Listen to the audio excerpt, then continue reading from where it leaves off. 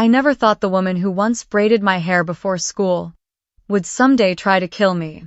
But on the morning of our 5th anniversary trip, as the helicopter blades spun above the snowy peaks of Aspen, my sister smiled and shoved me out of the sky. And my husband? He just sat there, arms crossed, watching, waiting, letting it happen. They told everyone it was an accident, a tragic loss. They even held a funeral, with my face on the program, my company logo behind them, and tears that looked real enough for cameras. But I didn't. I landed in a tree, snapped my shoulder, shattered my ribs, and crawled through the snow for miles with blood freezing to my skin just to survive. You think betrayal is loud, a fight, a scream. But the worst betrayal is silent. It's a glance, a smile, a shove so casual it feels rehearsed. So, here's the question that's haunted me ever since. How do you survive something like that? When the people you trusted, most your own family, look you in the eyes and let you fall? Because they weren't just trying to kill me. They were erasing me from my company, from my money, from the world. And while they were busy collecting insurance, forging signatures, and crying for the cameras, I was crawling back into the story. Theirs, mine, ours. If you've ever trusted someone so deeply, only to realize they were waiting for the right moment to destroy you, tell me in the comments. You're not alone. And this story is just getting started. The sky over Aspen was a crisp, cloudless blue that morning, one of those picture-perfect days they put on postcards. I told myself it was a sign that maybe, just maybe, we were turning a corner. Brandon had booked the trip as a reset, he said. 5 years of marriage. 5 years of long nights, boardroom battles, product launches, and therapy sessions that mostly ended in silence. He said this weekend was for us. He kissed my temple before the flight and whispered, "Let's not talk about work, just celebrate us." For a second, I believed him. The private resort was all mountain chic. Stone fireplaces, panoramic views, curated playlists humming in the background. But even in that luxury, something felt off. Like I'd stepped into a stage set that someone else had designed. Chloe arrived that morning last minute, of course. She'd been filming content in LA but decided to surprise us. Her words, not mine. She showed up in a cashmere coat and snow boots she probably hadn't walked 5 feet in. Hair, perfect. Skin glowing. Eyes too bright. "Avery," she squealed, wrapping me in a hug that smelled like peonies and power. "You look tired, but in a good way." I smiled. The kind of smile you give when the air's too thin to argue. Brandon stood behind her, bags in hand. He didn't say much. Just a glance between us, a nod, and then, "Let's get moving. The chopper's waiting." Inside the lodge, a bottle of champagne sat chilling in a silver bucket. Chloe popped it with dramatic flair, filming the moment for her followers. "Celebrating love," she said into the camera. "And life. And legacy." Legacy.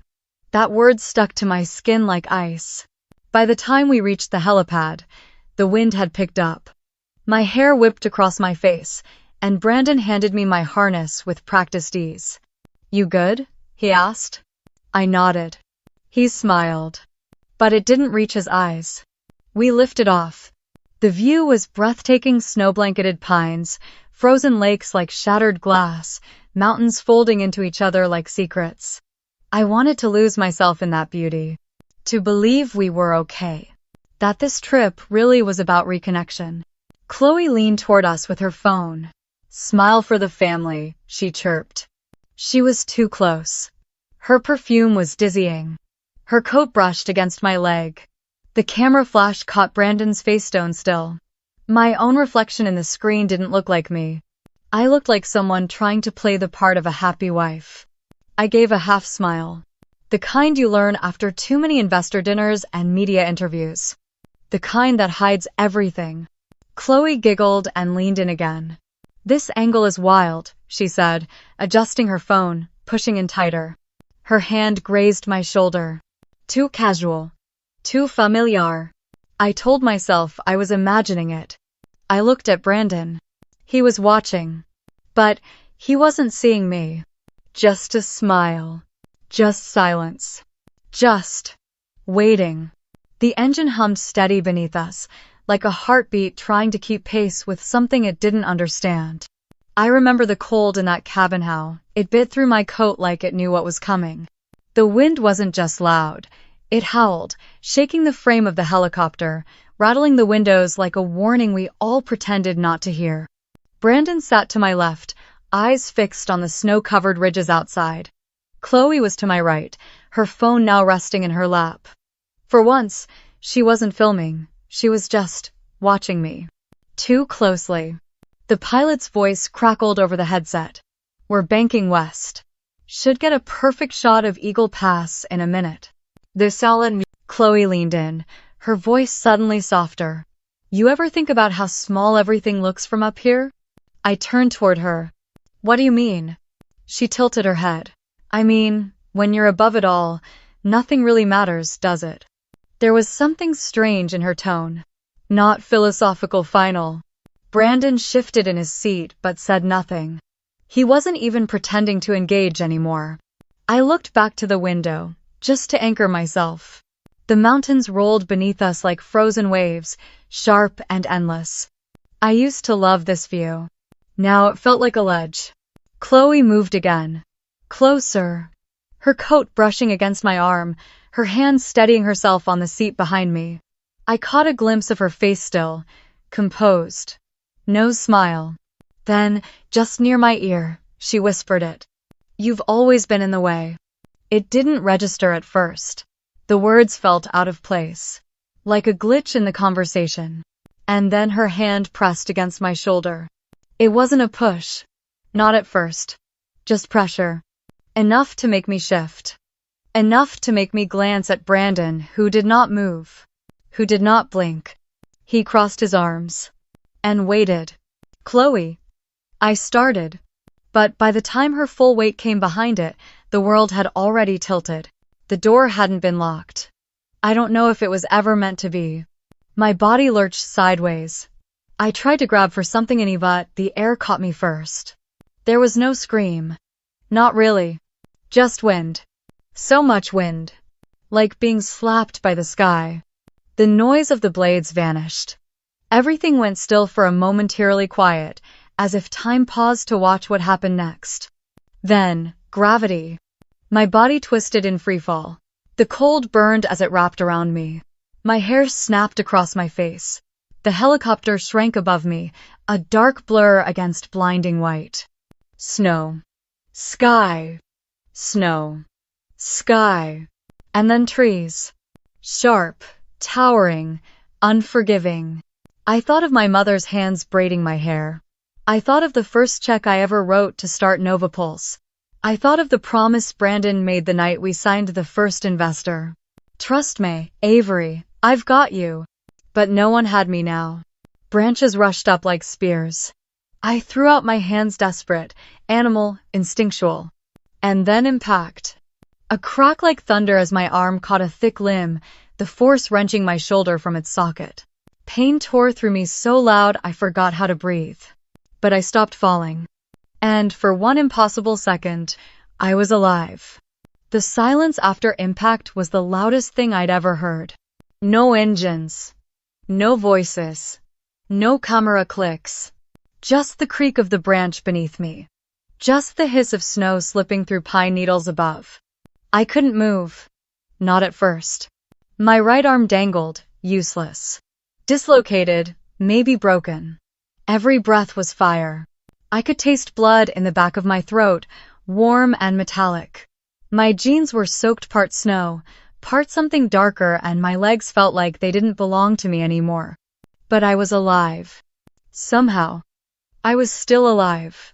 My fingers trembled as they clawed toward the tree trunk, nails scraping rough bark, searching for something solid to hold onto. The pain was blinding, sharp and electric. It didn't just sit in my body, it screamed. But I clung to it like proof that I was still here. I leaned my forehead against the cold bark and whispered, "Not today. Not like this." It wasn't bravery. It was survival. A low, stubborn voice in my head that refused to die just because someone else had decided I was expendable. I don't remember how long I stayed there, curled against the trunk, snow soaking into every crease of my clothes, my body shaking from more than just the cold. Time fractured. Minutes melted into each other. My breath came in jagged bursts, visible in the air like pieces of me trying to escape. Eventually, I moved. Inch by inch. Grunting, gasping, crying without tears. I found a branch thick, fallen, still frozen and dragged it toward me with my good hand. It would be my crutch, my anchor. Standing was a battle. My legs screamed with every shift. My shoulder throbbed with each heartbeat. I bit down hard on my lip until I tasted blood again just to keep from screaming. I told myself stories as I hobbled. Stories of women who didn't break, who didn't quit, who weren't erased just because someone else wanted them gone. I reminded myself that Chloe had once been afraid of the dark, that Brandon had once held my hand before investor pitches like it was a secret pact. They hadn't just betrayed me. They'd buried the version of me they thought was weak. But she didn't. She crawled out of the snow. The wind picked up, cutting across the clearing like knives. Every step felt like fire and ice mixed in my veins, but I kept moving. Because if I stopped, I'd freeze. And if I froze, they'd win. Somewhere in the distance, half shrouded in white, I saw it. A cabin. Small. Half swallowed by snowdrifts. At first, I thought it was a trick of the light. My brain playing games. But not the shape held, the outline sharpened. And I kept limping toward it like it was the only thing left in the world that made sense. By the time I reached the door, I was shaking so hard I could barely lift my arm. I pounded with the side of my fist. No answer. I tried the knob. It turned. The door creaked open to stale air and a faint trace of old smoke. A fire long gone. But walls, a roof, four corners safety. I stepped inside. Collapsed, and for the first time since they let me fall, I allowed myself to close my eyes not in surrender, but in preparation. Because rest was not retreat. It was part of the war. The cabin was old, but not abandoned. There were signs of someone once trying to make it livable. A shelf with faded soup cans, a moth-eaten blanket folded over a bench, a dusty first aid kit shoved behind a crate of firewood. I dug it out with shaking hands, tearing open gauze packets and wrapping my shoulder with one arm, teeth clenched so tight I thought I might crack a molar. Blood crusted in my hair. My jeans were stiff from dried crimson. But I was upright. I was breathing. A rotary phone sat on the wall near the door, like something from a movie. I didn't expect it to work. But next to it, buried under a stack of old newspapers, was something even better. A cracked tablet, low battery, blinking red. I pressed the screen. To my shock, it lit up. Someone must have left it on low power mode, still connected to satellite Wi-Fi. And the second it synced, the world came flooding back. A banner notification slid across the top of the screen. Insurance claim initiated. Wells Mutual. 5000000. Pending approval. My heart stopped. Then it dropped. I blinked, thinking maybe it was a glitch. Maybe I was hallucinating, but the email was real. The timestamp was less than an hour after I'd fallen. I clicked deeper. Another alert. Bank login. Transfers. Press coverage. Headlines. Tech CEO Avery Quinn presumed dead after tragic helicopter accident. Brandon Wells issues public statement. Avery was the heart of Nova Pulse. Funeral arrangements pending as family mourns unexpected loss. Funeral. They were planning a funeral. They had already filed the paperwork to cash out my life. No search. No waiting. Just paperwork. Just profit. My hand trembled so badly I almost dropped the tablet. I wasn't just a victim of a crime. I was a line item. A transaction. I checked the insurance email again. It was tied to a policy Brandon and I had set up 3 years ago. He was the primary beneficiary. Chloe was listed as alternate. Alternate. Of course.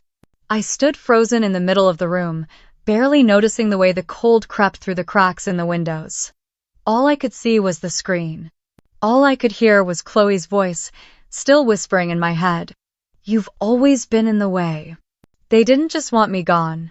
They wanted me gone on paper. Gone from the board. Gone from the company. Gone from the world. If you found out your death had been monetized before your body even hit the ground, would you ever forgive? Or would something colder settle inside you? Something sharper than grief. Stronger than fear. That's when I knew. There was no going back. No pleading. No begging. No fixing this. There was only one path forward. I had to let the world think I was dead. Just long enough to come back on my own terms. The first name that came to mind wasn't family. It wasn't even someone from Nova Pulse. It was Vera Maddox. Years ago, she'd been my co-founder.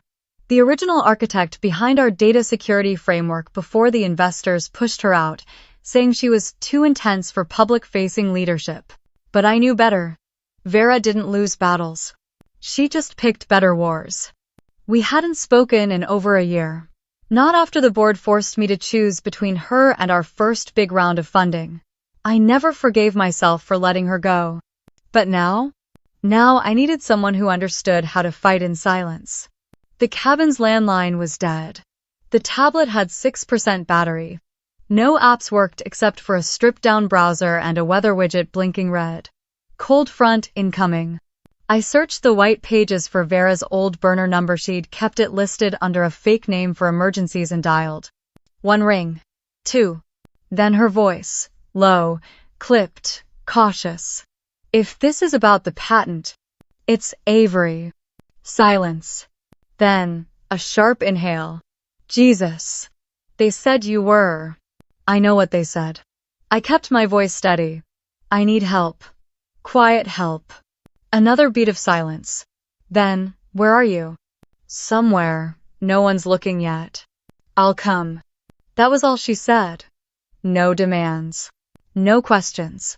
Just the kind of loyalty you only get from someone who's already seen the worst in you and stayed anyway. I hung up and turned toward the small mirror above the fireplace.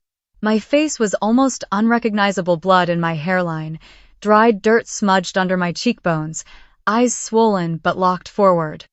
You don't get to quit, I whispered. That phrase had carried me through every late night and betrayal and pivot in the company. It had gotten me through the fall. Now it would carry me through what came next. I found a coat on the back of the cabin door. Old Ranger gear-heavy canvas, thick wool lining, smelled like pine and thyme. I pulled it over my bruised body like armor. Boots.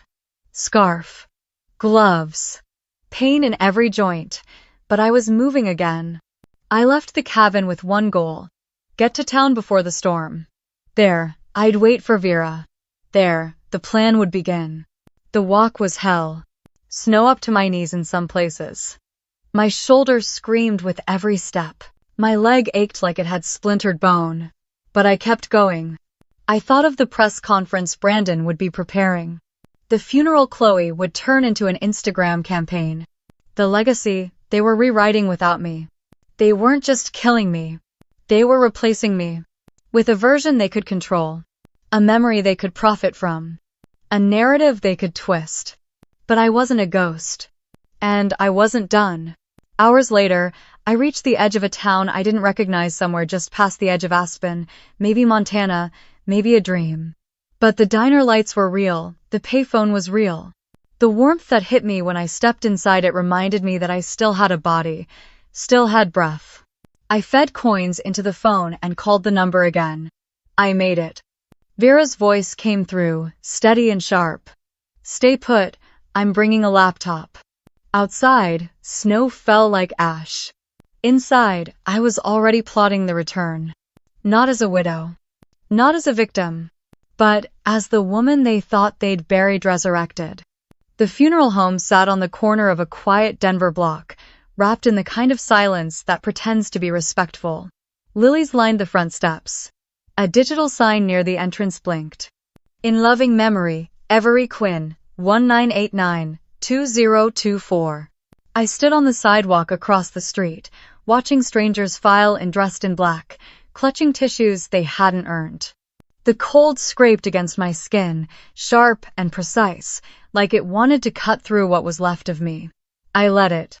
Vera stood beside me, her black dress simple, her hair pulled into a low knot. She adjusted my coat collar and looked me straight in the eye. "You don't have to do this today," she said. I shook my head. "I already did it once," I whispered. "This time, I walk in." I crossed the street with each step deliberate, slow. My heels borrowed from Vera clicked against the stone, like a metronome counting down to a truth no one wanted to hear. The moment I pushed open the heavy oak doors, everything stopped. Conversations cut off mid-sentence. A gasp rippled through the room like wind through tall grass. Phones rose. Cameras clicked. Some people stood. Some sank into their seats like the dead had just walked in. Chloe was center aisle, dressed in a black gown too tailored for grief, her makeup smeared just enough to look believable. A tissue froze halfway to her cheek. Her mouth fell open, but no sound came out. At the podium, Brandon froze mid-word. His hands gripped the lectern. A slideshow of me black and white, curated to make me look noble, tragic, gone flickered behind him. I took one step, then another. My voice cut through the silence. "I see you started without me." Whispers erupted. Murmurs. Chairs creaked. Someone dropped a glass. A journalist in the back shouted, "Is that her? Is that Avery Quinn?" Brandon stepped forward, arms outstretched like this was some long-lost reunion. "Avery, thank God you're alive. We thought." I stopped. Held up one hand. He froze. "Save it," I said. His arms hung useless by his sides. His face crumbled for half a second before snapping back into the polished mask he wore for interviews and shareholders. Chloe stood next. Her eyes were wet, but her voice was too steady. "Avery, you were gone. We didn't know what to think. You said people were watching you. You weren't yourself. You were scared." She tilted her head, practiced concern, flooding her face. "Do you remember what you said before the flight? You were anxious. You'd been working too hard." I cut her off.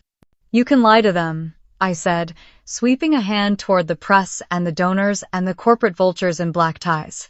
"But you don't get to lie to me anymore." Gasps. Flashes. A microphone thrust in my direction. "Where have you been? Is it true you were unstable? Did you fake your own death?" Security began to move, unsure whether to remove me or protect me. I didn't flinch. From the corner of my eye, I saw Vera step forward. She didn't speak, just pressed something small into my palm and walked away again. A flash drive. Cold, heavy, full of truth. Brandon reached for my arm. I pulled back. "The only help I need," I said, staring straight through him, "is for you to get your hands off me." The room erupted again. Voices. Questions. Accusations. But inside, I was still. Because ghosts don't tremble. They haunt. And I was done being buried. The flash drive sat in my palm like a heartbeat. Small. Cold. Contained. But I knew what was inside it would rip their world apart. Back at Vera's apartment, we didn't speak for a while. We just sat. The heat buzzed faintly through the old radiator. Outside, snow continued to fall like nothing had happened, like I hadn't walked into my own funeral and come back with a fire behind my ribs. Vera brought over 2 mugs of something warm. She didn't ask if I wanted it. She knew I needed it. She set her laptop down on the table and inserted the drive without a word. The screen lit up. File folders stacked across the desktop, each labeled with dates and cryptic titles. Mirror, reports. Transfer, docs. Private, Comble and Shea. Brandon Wells. Chloe Harper. Vera clicked through, each file opened like a wound. PDFs of bank transfers, millions siphoned off into shell companies with addresses in Malta, Belize, the Caymans.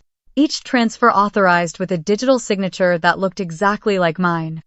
Only, I'd never signed anything. You see that? Vera said, pointing. They used a locked signature protocol, backdated approval, spoofed timestamps. Smart, but not untraceable. She opened the next file. It was a long email thread between Brandon and Chloe. Bay, she's asking questions. C, she always does. You handle it. B, we need her gone before next quarter. C, then stop dragging your feet.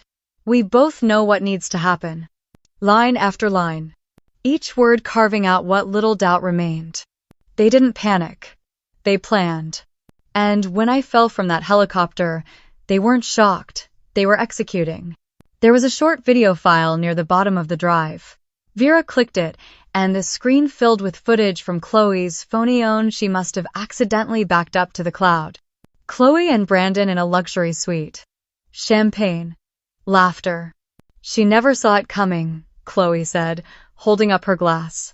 All it took was one push. Brandon laughed. And a little paperwork.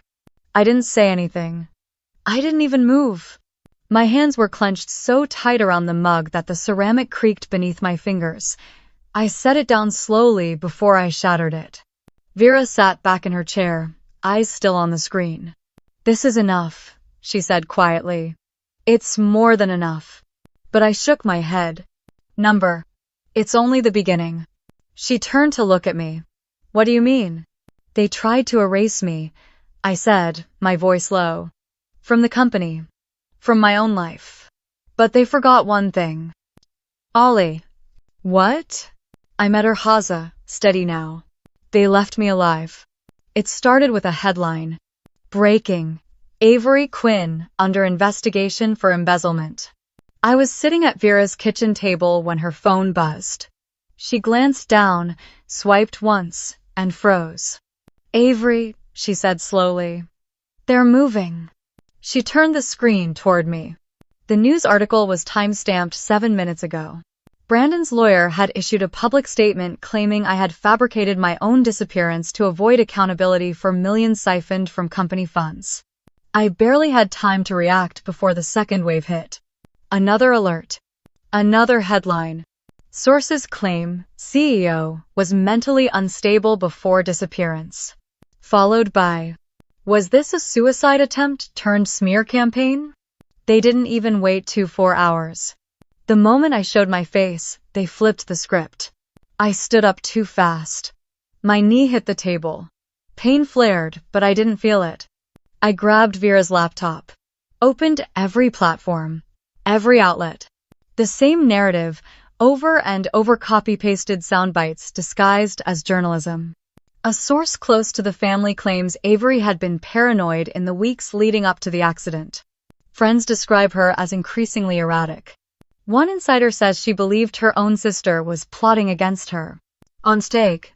The way they twisted the truth it was almost elegant. The emails. The videos. The proof we had on the flash drive. None of it mattered. If the world thought I was delusional. They're laying the groundwork, Vera said, pulling up an old boardroom photo of me edited now to look grainy, shadowed, like something out of a true crime docuseries. They're reframing everything, even the way you looked. My throat felt tight, like I'd swallowed glass. I hadn't just walked into a war. I'd walked into a war they'd started before I came back. And worst of all, they were good at it. Brandon had always been a strategist. Chloe, a master manipulator of image. Together, they were spinning my resurrection into a breakdown, turning survival into spectacle. They're trying to make you look unstable, Vera said, her voice quiet. Like you're spiraling. Like you imagined all of it. End quote. And in that moment, I understood something I hadn't wanted to admit. This wasn't about courtrooms. It was about control of the story. And I was losing. Not because I didn't have the truth, but because they'd beaten me to the microphone.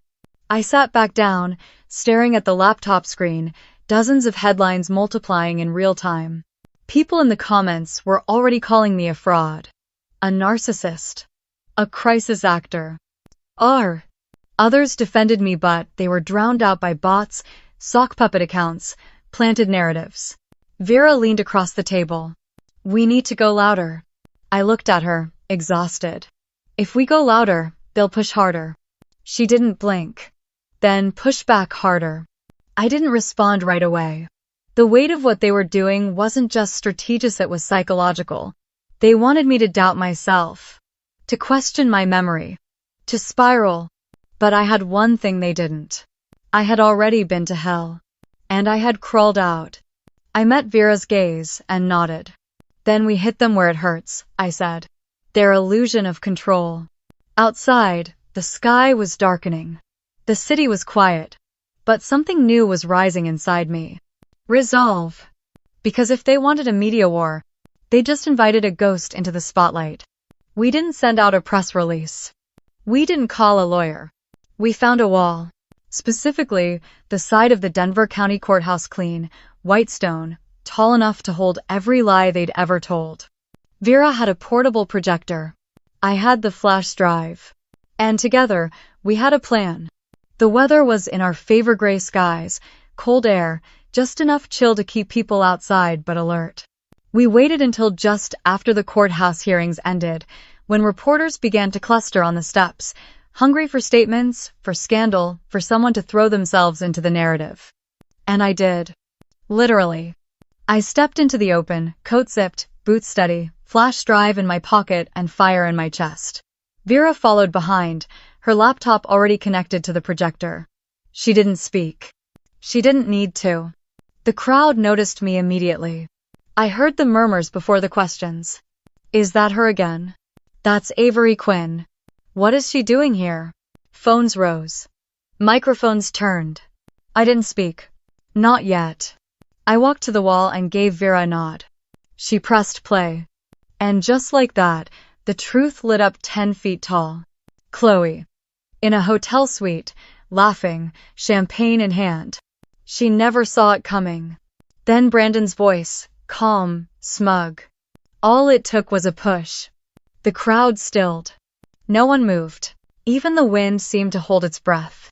More footage followed, screenshots of the falsified transfers, doctored documents, forged signatures. The projector blinked, flickered, but held. Behind me, everything they'd tried to bury came screaming into the light. Gasps. Whispers. A ripple of noise that built into outrage. A woman in the front row of the crowd covered her mouth. A man behind her muttered, "Holy hell." Den. Someone else whispered, "That's her sister?" A news anchor was already live streaming. Another shoved a mic toward me. "Avery, can you confirm the footage? Were you pushed from the helicopter? Why didn't you come forward sooner?" I turned to face them all. Because I had nothing left to hide. They didn't just try to kill me, I said, my voice steady. They tried to erase me. Click. Flash. Murmurs. They stole my name, my company, my voice. And when I survived, they told the world I was crazy. More gasps. Phones raised higher. Live stream numbers climbing. But the thing about ghosts, I added, is we don't stay quiet, we haunt. And then, perfectly timed like fate had finally picked a side, Chloe arrived. I didn't see her at first. I just heard the screech of her SUV tires as it swerved to a stop. She jumped out, face flushed, designer coat whipping behind her. Her phone was in one hand, already mid-call. The other pointed straight at me. "Turn that off," she screamed. "That footage is stolen. You have no right." Security held her back. Reporters swarmed her. Cameras turned. The scene shifted. And I watched her unravel. Live. Publicly. Brandon wasn't far behind. His face pale, jaw clenched, trying to play cleanup with a suit jacket that no longer fit the narrative. But it was too late. Their lies had been projected onto the very building meant to uphold truth. And, for once, the world was watching the right story. The morning after the video went viral, I stood in front of the building I used to call mine. Nova Pulse. Same glass facade, same spinning doors, Same security guard who once gave me a thumbs up every time I stayed past midnight. But everything felt different now. My name was still on the wall, but this time, no one was trying to erase it. Vera walked beside me, a binder tucked under her arm, filled with reinstatement documents, legal filings, and the board's panicked resignation letters. She glanced at me once before we stepped inside. "You ready?" I didn't answer. I just walked. The lobby was quiet. Too quiet. I could hear the soft click of my boots against the tile, the faint hum of the elevators. A few employees peeked out from their offices, wide-eyed, like they were seeing a ghost. Maybe they were. We took the elevator to the top floor. The boardroom was already half full. Those who remained, the ones who hadn't jumped ship with Brandon, stood when I entered. Some out of respect, others out of fear. A few because they genuinely didn't know what else to do. I didn't waste time. I slid the binder across the table. Vera opened it, laying out the paperwork like a surgeon, prepping for operation. "This is the corrected ownership structure," she said. "These are the resignations. And this," she looked at me, "is the woman who's taking her company back." No one objected. How could they? The world had seen the truth. Brandon and Chloe were trending for all the wrong reasons. The shareholders were scrambling to distance themselves. Legal proceedings had already begun. And me? I was done apologizing for surviving. I signed the final form and sat back in the chair at the head of the table. My old seat. It felt smaller than I remembered. Later that week, I cleared out Brandon's office myself. I left his diplomas in a box by the door. I tossed the custom whiskey decanter in the trash. The only thing I kept was the framed photo of the Nova Pulse launch day. All of us on stage, smiling, believing in the dream. I turned it over. Taped a note on the back. "The dream is still alive, just not the liars." That afternoon, I stood in the same auditorium where I'd once pitched our mission to a room full of skeptical investors. But this time, I wasn't asking for money. I was telling the truth. To the staff. To the interns. To the janitors. To the engineers who worked through holidays. To every person who had built this place alongside me while Brandon and Chloe plotted from behind the curtain. "I'm not here to pretend it didn't happen," I told them. "I'm here because it did, and because we're still standing." They didn't clap right away. There was too much weight in the room. But when they did, it wasn't polite. It was real. Loud. Long. And healing. Afterward, I walked alone through the quiet of the tech floor, past the rows of humming servers, paused by the office with the frosted door that used to say, CEO. Someone had scraped the old name off. The new plaque was already up. Avery Quinn, founder and CEO. No more shadows. Just the truth, etched in steel. I used to believe that if you worked hard enough, stayed kind enough, gave enough of yourself, people would see your worth. They didn't. And when they didn't, I tried harder. I smiled through tension, softened my voice in meetings, apologized when I wasn't wrong. All to keep the peace. All to be seen as reasonable. All to be liked. It didn't stop them from pushing me out of the sky. Weeks have passed now since the projector lit up the courthouse wall. The media cycle has begun to slow. Brandon's legal team has gone silent. Chloe's socials are private, her sponsorship's gone. But me? I'm still here. More bruised than I care to admit.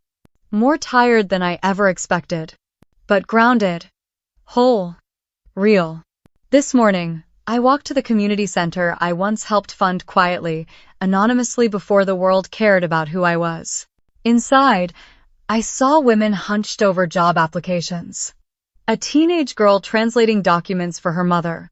A little boy asleep on a couch with a paper crane in his hand. That image stopped me. I used to fold paper cranes when I was a kiddo for every day I felt invisible. I'd make them quietly and tuck them under my pillow, telling myself they held wishes no one could steal.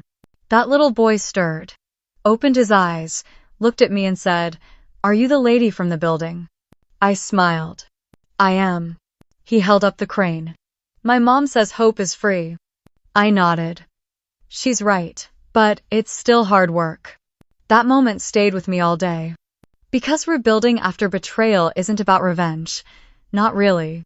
It's about choosing to keep breathing when the world tries to suffocate you with silence. It's about getting back up angry, yes.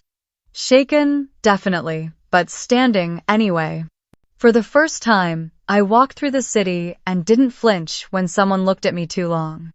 I didn't scan headlines or wonder what version of me they were being fed. I just walked. And I was enough. Not polished. Not perfect. Not universally liked. Just alive. And finally undeniably mine. So if you're listening to this, and you're carrying a silence that's eating you from the inside out, if you've ever been made to feel replaceable even in your own life, let me tell you something no one told me. You don't need their approval to feel real. You only need the truth. And the will to rise. If you've ever had to survive something like this or something you thought no one would understand, tell me your story. I read every single one.